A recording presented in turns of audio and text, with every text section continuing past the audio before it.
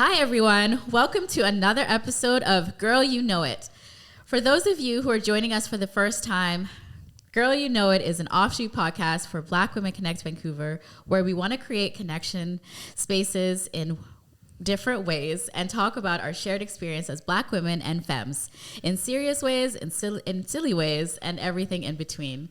So today, for our season 4, episode 2 podcast, we have a guest. Yeah. We're so excited. But before we introduce our guest today, I want to say I'm Natazie Mkwavi, founder of Black Women Connect Vancouver, and I will be your host today. Who? I just skipped you, Abby. I'm Elle Wera. I am the Community Engagement and Volunteer Coordinator for Black Women Connect Vancouver. And I am Abigail, Abby, the Project Assistant in Black Women Connect Vancouver. Welcome, season 4. We're excited. So, Firina, introduce yourself. Who are you? Hello, thanks for having me. I'm excited to be here. My name is Firina Achor Beamish. I am the founder of Firina Achor Creative, which is a multidisciplinary PR agency located in Vancouver, British Columbia.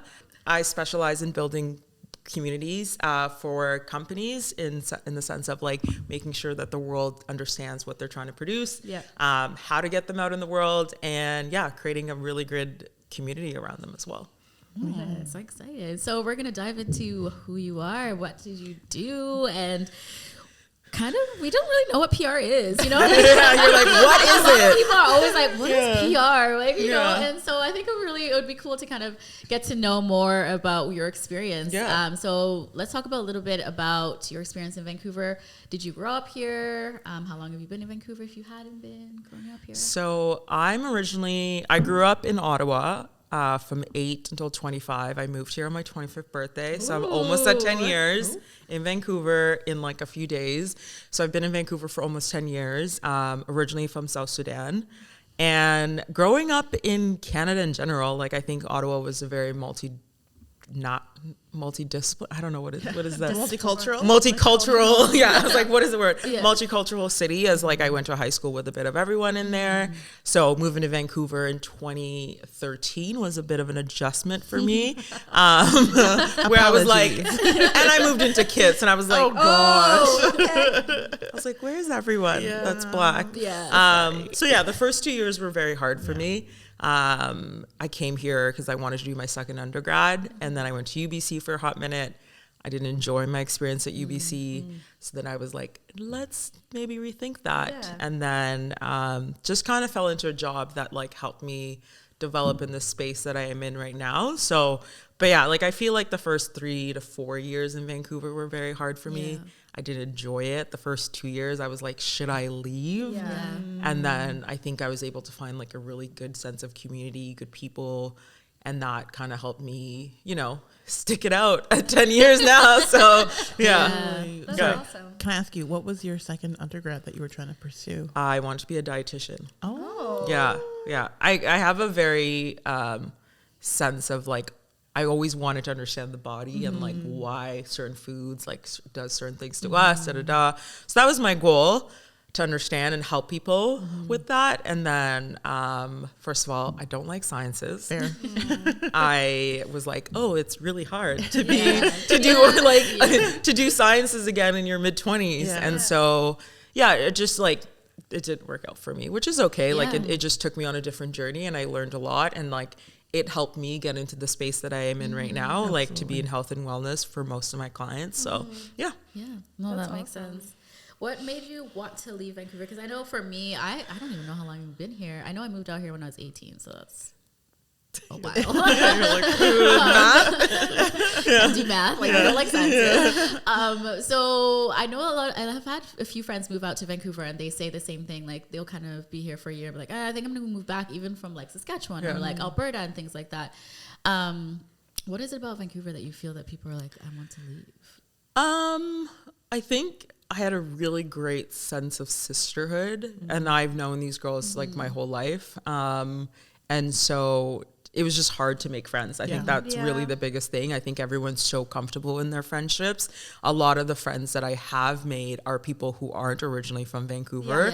I do have a good group of friends that are from Vancouver, but majority of them don't actually live here. So I think we all like somehow came together and we're like, we can be friends. But that was the biggest struggle. I think everyone was kind of in their own lane and they were very comfortable in it. So to be able to try to like stick yourself in it, so I think that was the biggest thing. I think not being around enough Black people.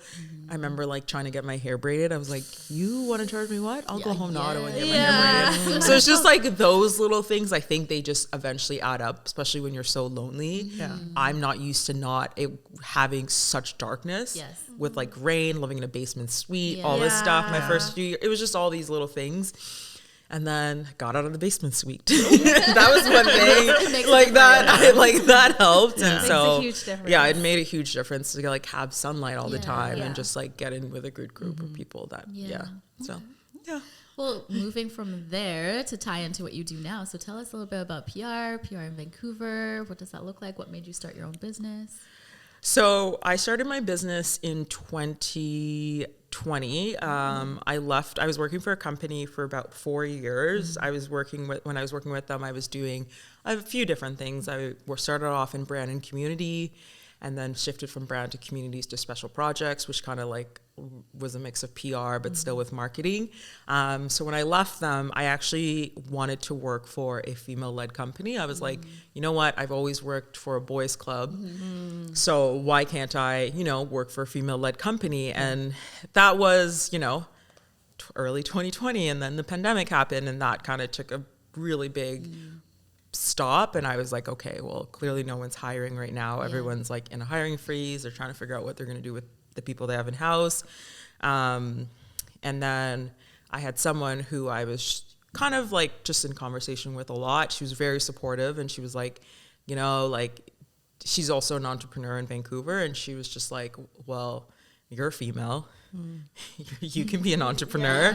You can be a founder. And I was like, no, I can't. And she told me this like right at the beginning of the pandemic, and I just brushed it off for a very long time. And then I started looking into the idea of it. And then, summer 2020, I just kind of was like, let me be a sole proprietor. So I registered my business, and then there we are. Wow. I didn't know it was so early on. I thought you were doing it for a while. So what was the change that was like, why not? Like, where did it click for you? I think for me, the biggest part is like being comfortable with the fear of failing. I think like that was always why I didn't want to do it, because I was like, oh, I'm going to fail at it, which I've had in like throughout the 3 years I've been in it. Like, I just had so much fear around that. And then when like she was like, failure is okay, that's how you're going to grow in business, I was like, okay. So that helped me shift my perspective. I think the first year I wasn't great at my job as like an entrepreneur. I wasn't. I think I was like understanding how to run a business. I've never done that in my life. So it was I don't know, it just clicked, I guess. And you were like, let's do it. Let's do it. I was like, let's try it out. That's so awesome.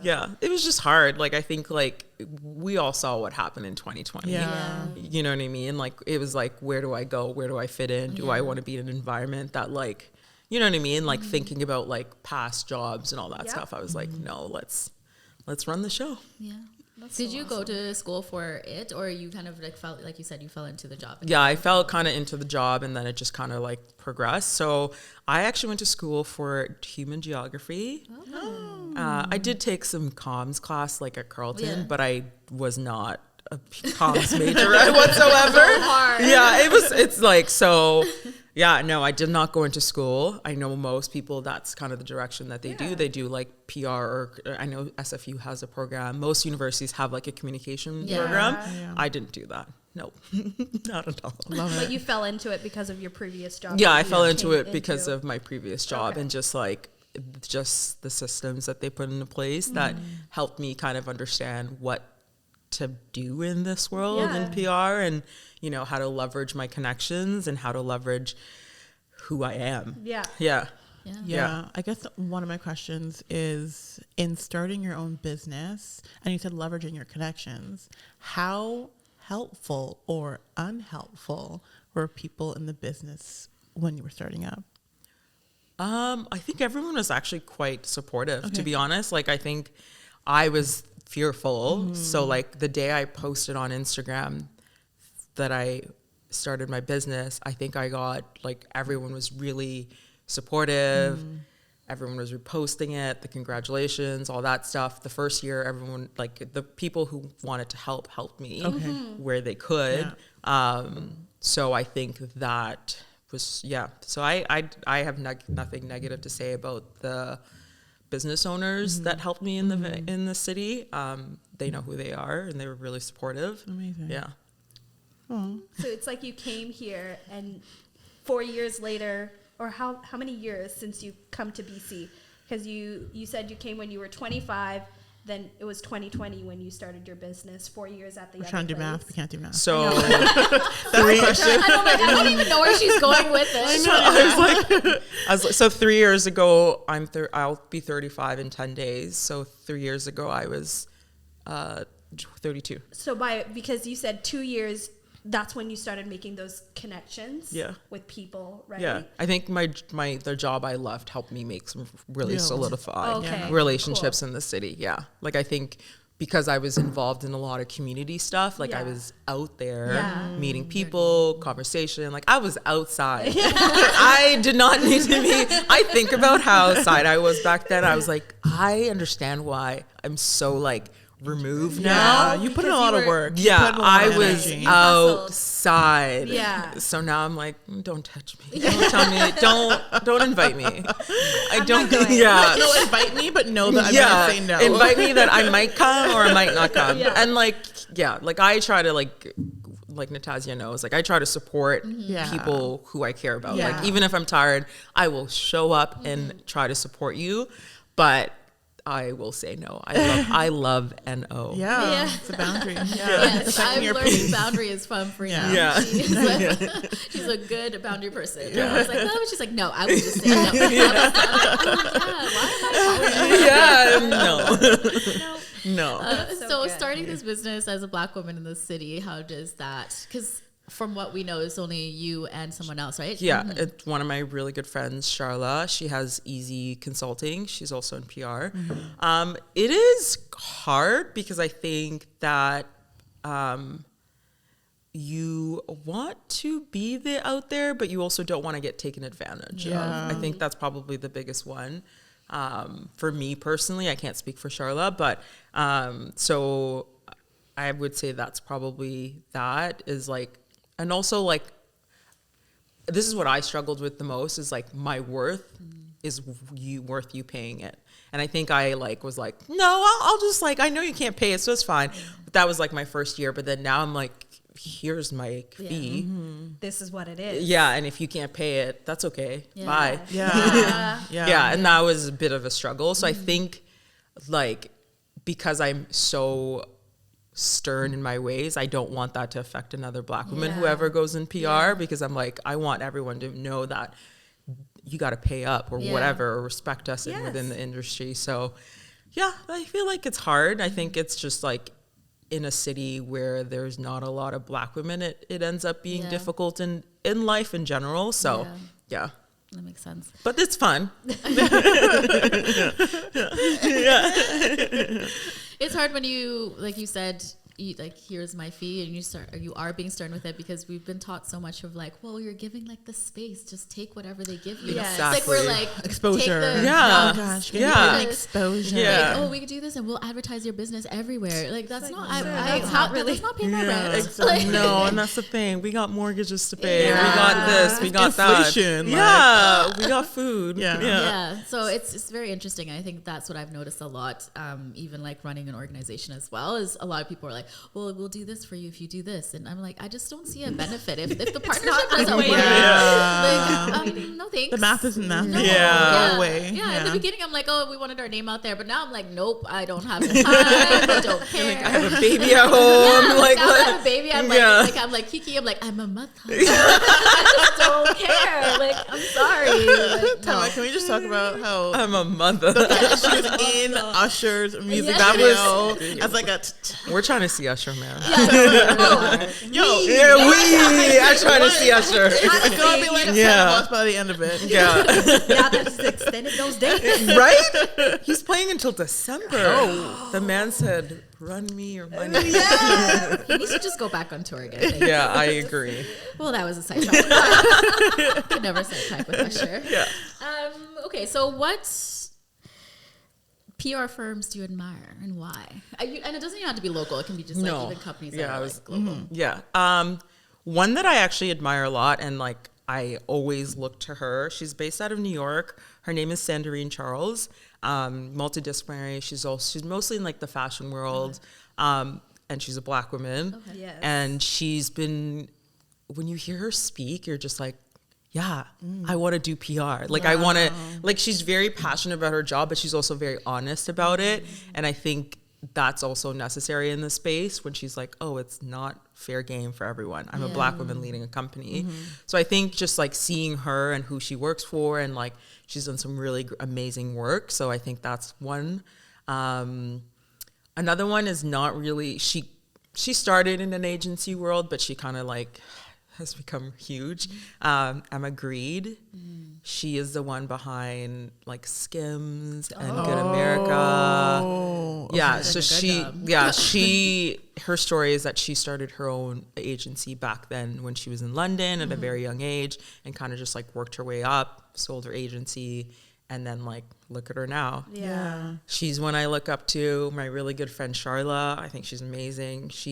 I tell her all the time, I'm like, no one does influencer marketing like her. Yes. Like she understands the trends. She's always on top of it. She is, she's on top of it. I would say like if you need to understand social media trends, that's your girl. Okay. Influencer, that's your girl. There's another one. Her name is Madison. She's also based in New York.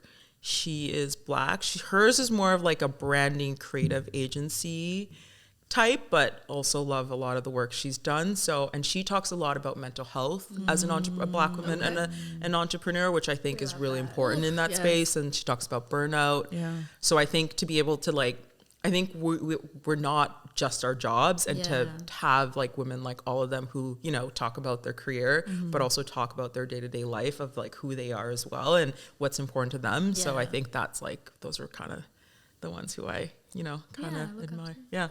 You know what's funny? I didn't really know too much about PR until like Beyonce, and because of Beyonce's PR person, that woman, I forget her name every time.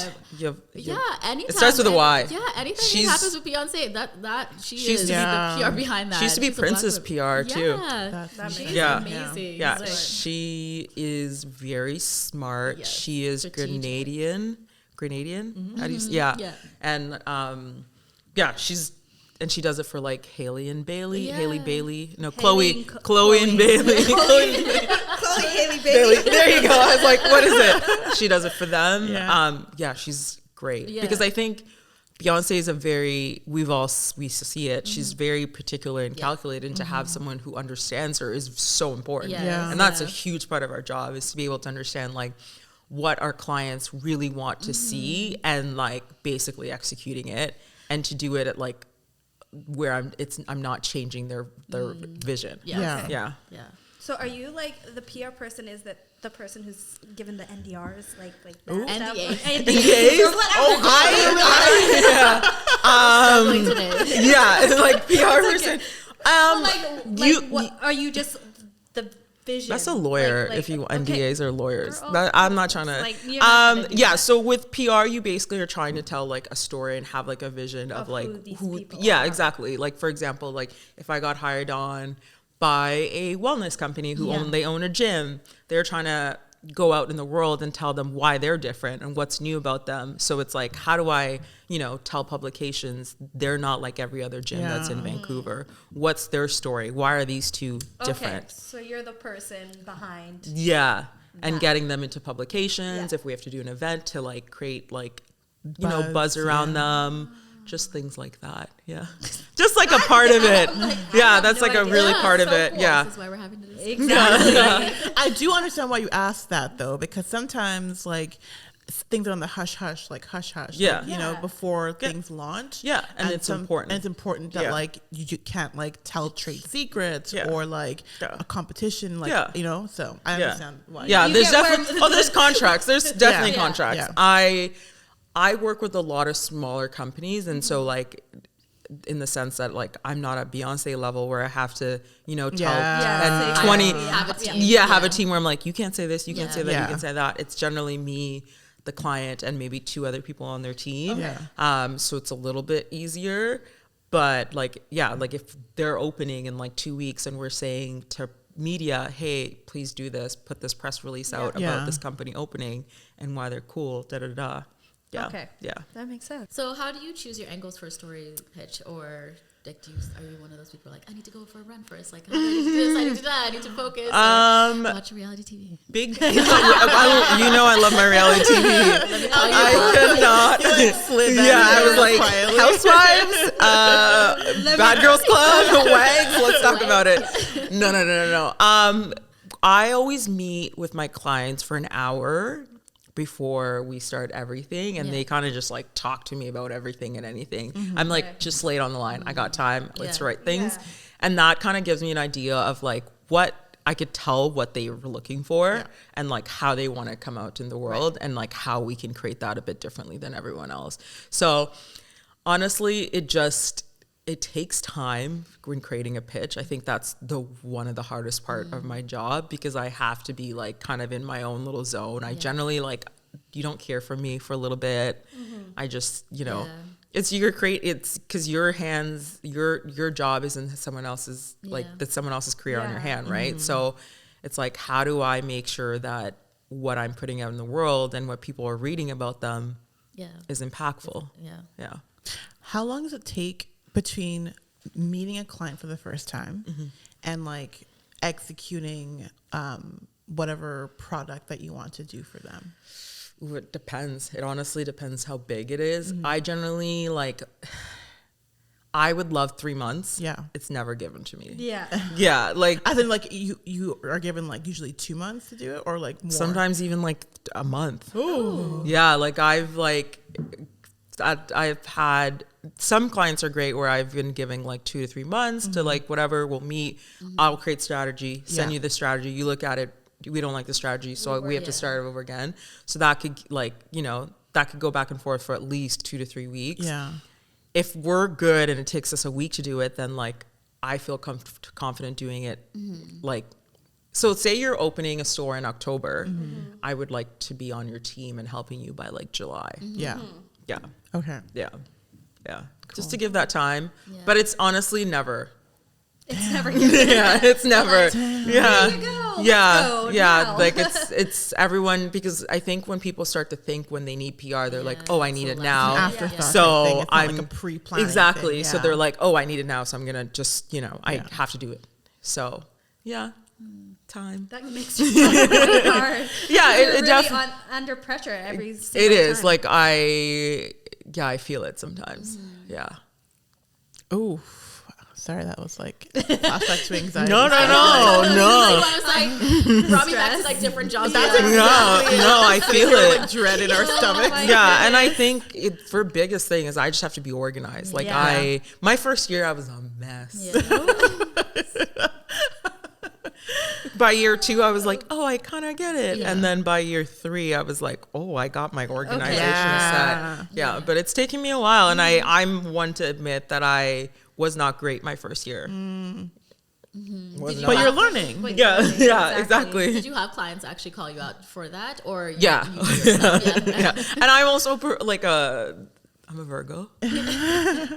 So for me, I was like, I need to be better. I need to understand how to be better. Perfect. So, but I've definitely had like client breakups that are mutual, or they were like, ma'am. Yeah. Yeah. I was like, I get it. No problem. So, yeah. That's fair. Yeah. So it's up to you if you want to answer this question, but what media, I guess publication or media are you proud of like the most? Like, I know you have a company that you work for. Yeah, I'm not going to say the company, but I think the biggest one, the biggest one I was really proud of was Mind Body Green. We got one of my clients in there. I don't want to tell their story, but it was a bit of an emotional one because the story that came out was something they've never publicly talked about. And so, yeah, it was a beautiful piece. The person who wrote it is writes really beautifully, but I think to be in Mind Body Green, like my name's not going to go on it, but it's just to see that there. I was like, that was really cool. There's another story coming out in hopefully a month for a client that I think it tells their story very beautifully of who they are and why they do what they do. So I'm excited for that to come out into the world as well. Yeah, I think it's just like to see things like that come out is just great. So I think I'm proud of all of them because I just like it got done. It got done. But I think also like hearing the way you speak, it's not just about like obviously the store or the brand. It's like a human connection. It's like making a story relatable to potential consumers, right? Totally. And so once you like hit on that nail, you're like, okay, let's do this. We did it. Yeah, exactly. Yeah, and I will say that I don't take on a lot of clients because I am a very I want to make sure I do a good job and I do bring the connection around it too. So you're an intentional person. Very, very, like Solange says, move with intention. Yeah. So Very. what would you describe to be a creative or an effective campaign, either for yourself or like when you see kind of things out there? Or maybe the question should be, what is not ineffective? I want to hear tea. Like, what is not? You're like, give me the bad things. When you like see something in your eye roll, you're like, I could have done that better. I'm trying to be all like diplomatic. I know.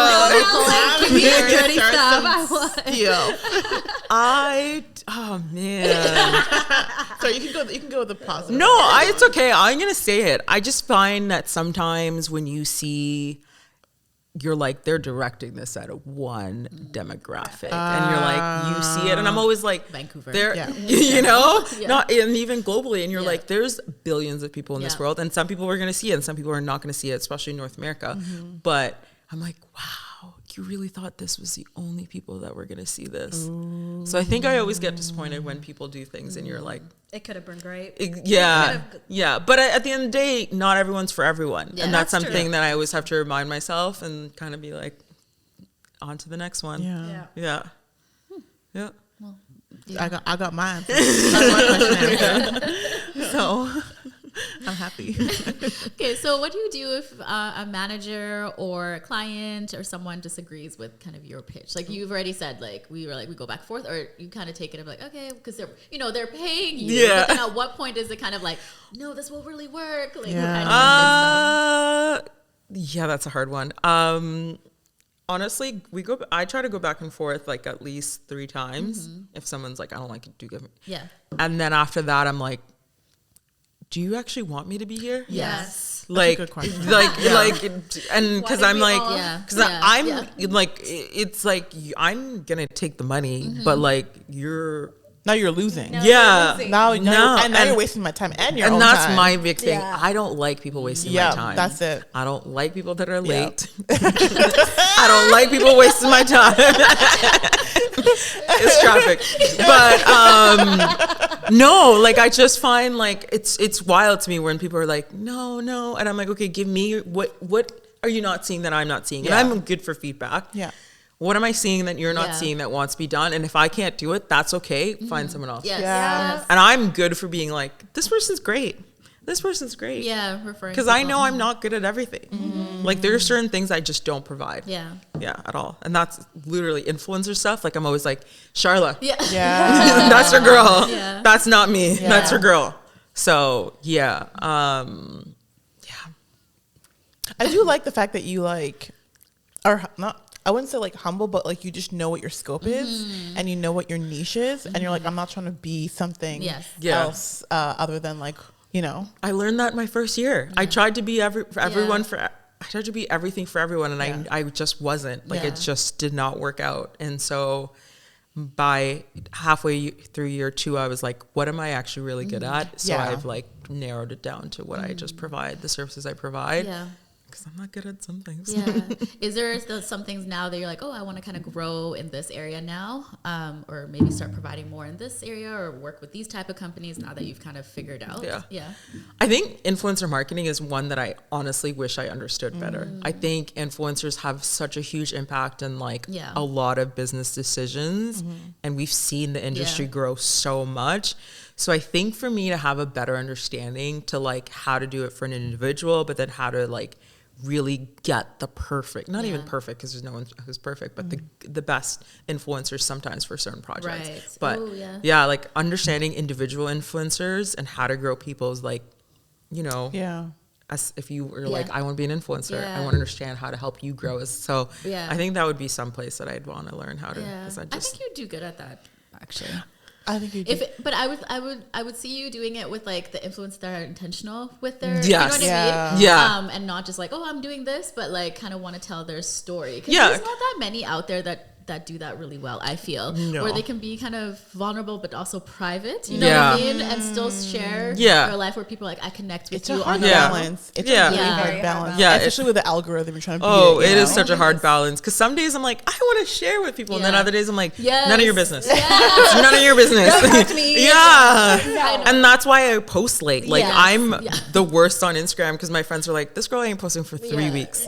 And then I see Firina, July dump. Yeah, I know. All of a sudden, I'm like, Everything I've yeah, done. like God, I that's do, 20 like things. I just because I'm not. It's hard. It's very hard, and I think like there are really some good people who can do it. But I think the why, right? The why behind everything is really important. I agree. I really struggle with that. That's probably like one of my biggest struggles is like, how do you do that? But then also keep your private life while you are running something. You know what I mean? Because people feel like they're entitled to your into my life. Yeah. And so it's like, I know if I share something, they'll be like, oh, I know Natalia. I'm like, no, you do not.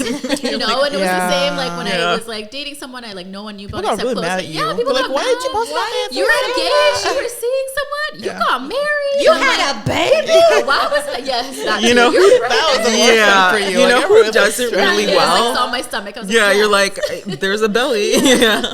And so I really struggle with it. So I understand. And I do think that there is a market for that because I would totally hire you for that. Because it's hard. It's really hard. It is. Because I want to. Yeah. But then I don't know how to do it properly. Yeah. Where it's like I can be aesthetically pleasing because I also hate that. Like anything to do with that, you know what I mean? But also like how do you share your story properly, you know? And that's actually like I want to understand that really well. Yeah, and I do think that because there's other people that I know that really want to do that, but it's like, how do we do that in the old world, especially in Vancouver, where so many like influencers are fake, you know, and like. Yeah. You know who does it well?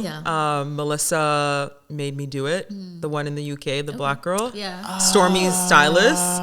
Stormzy. Yeah. Yo, that girl understands it. She got married last year. Yeah. No one's ever seen her husband. The ghost. You don't have to post No one's ever. yourself. No one knows what her husband looks like. Seriously. No one she posted her wedding photos, and you're like, Man. Like Issa Rae. but Issa Rae, we see this to this day. Yeah. She's been married for almost a year. We don't know what her husband looks like. That's okay. But she is such a she is like, so she'll post something on Instagram and people, this hashtag Melissa made me do it. Yeah. People will buy it out. Like people will like it. She posts like about like the body oil. There's a body oil, it's the Aveeno body oil. It's always sold out. Like, She'll post about like a Zara outfit. It's always sold out. I'm gonna send talking you her about. Instagram. She's Ghanaian. Yeah. She's so funny too. She's just, but like you just relatable, like she understands how to be an influencer, but also be private. Yes. And it's I'll send you her Instagram. Okay. She's so good. Yeah. Get some inspiration. Yeah, you're like this. I'm gonna do it. So yeah, it's true. I mean, even like the whole like people like you need to post your spouse. You need to do all this. Like I don't owe you nothing. Yeah. And, like, people's spouses also want to be private. There's a lot of people who don't see that part and they're like. My spouse doesn't want to be on social media. Why do you feel that I need to be posting that? Like, I just never understood that. Like, and I hate that. I think about social media and about sharing your stories because everyone feels like, let me share everything. And Jam Gamble, she is in Toronto, and same thing, like she is an influencer, but also does like seminars on speaking and things like that. And people are always like, why don't you post your husband? Like sometimes he'll like cook dinner and stuff, he'll be in the background, and they're like, post your husband. And then she always has to do like PSAs of like, excuse me, this is my platform, not my husband's platform. Like, why do you feel you need to like, people just, and so that's the only thing about that world that I don't like, of like how like, yeah. Because at the end of the day, your partner, unless they're making money off of it too, they didn't sign up for it. And that's where I like, at the end of the day, I chose to have Instagram. My husband has it too, but he didn't ask to always be on my feed. Yeah. And like, so, yeah. But you know, the happiest peoples are the ones that are not posting every 5 seconds. They're enjoying their life, right? Outside. So, So, but this has been so good. I know. It's oh my God. I was like, I hope you learned a little bit. No, I learned a lot. Yes. I don't know what PR is. You're like, listen. Advertising. Thank you so much for joining us. It was a pleasure for having me and Kiki, and so this is so cute. We always love having guests, and so you're welcome anytime. So don't do that. Don't invite me. I'll be like, hi. You want to talk about? Listen, can we do a reality one? There's gonna be an episode. There's gonna be an episode. I'm coming. We'll get you. We got you. Yes. Once all the seasons come out, we're good. Wrap up. Great. I love it. I'm here for it. So thank you so much for joining us, Firina, and everyone that's listening. We hope that you enjoyed this episode. We'll see you next episode. Bye. Thank you for listening to our podcast episode. You can find us in all streaming platforms, and you can watch our video recording up on YouTube channel, Black Women Connect Vancouver. Until next time.